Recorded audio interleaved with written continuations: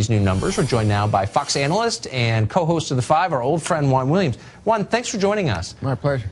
So I think Stephen Camarota summed it up well when he said of the American public, most people really like immigrants. That's certainly how I feel. Yeah. I mean, I don't think I've ever met one I didn't like, actually. They're hard workers. They kind of buy into America. They're great.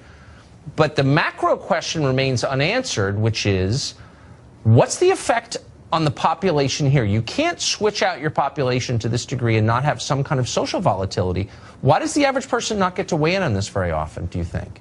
Well, I think we do get to weigh in. I remember you go back to 1965, they had a change in terms of the Immigration Act that changed the premise of it and I think made it more about family reunification, bringing families together.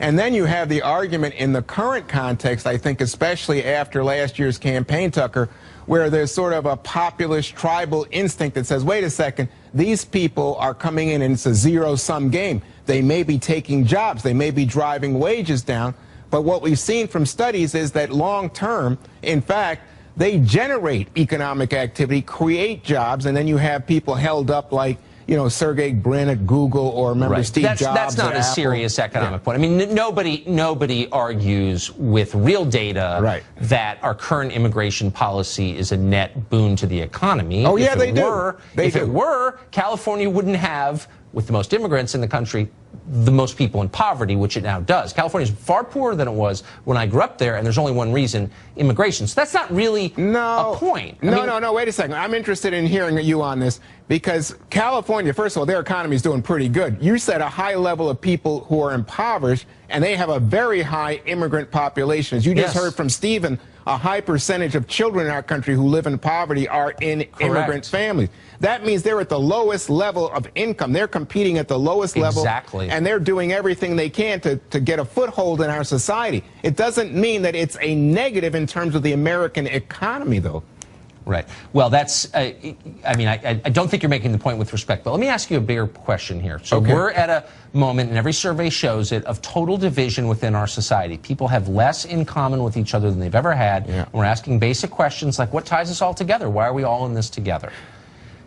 Do you not see any correlation between massive immigration since 1965 and where we are now? The country much less united, much less willing to agree on basic questions like, is the Bill of Rights worth continuing? Things like that. That's not related to immigration? Of course it is. Wow. That's a huge cause. I don't know anybody who's challenging the Bill of Rights. I mean, to me... The entire left. The First Amendment has, like, been invalidated on college campuses. I do this every night. Trust me. No, okay, I know.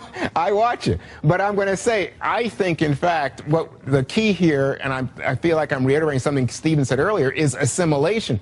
Do you share American values? Do you believe, in God-given rights and democracy and representation and law and order? That's the key.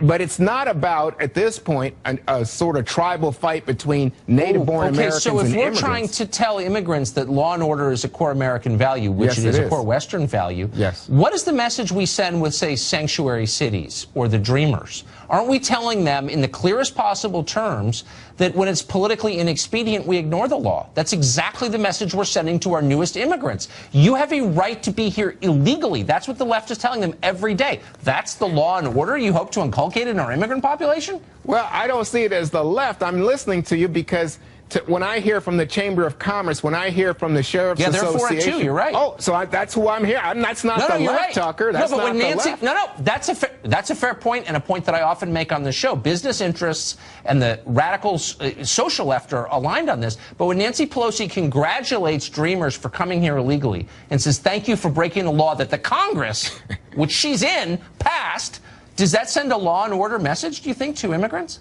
No, but the key here is, and I think this is the reason the sheriffs are on it, say, we want law and order, we want you to talk to police, cooperate with police, respect the police, so we don't want you to see us as coming at, so that's a larger conversation. But my point to you is assimilation is absolutely central to bringing immigrants in if this is going to be successful. So far, look at where the Wall Street is right now. Look at our economy.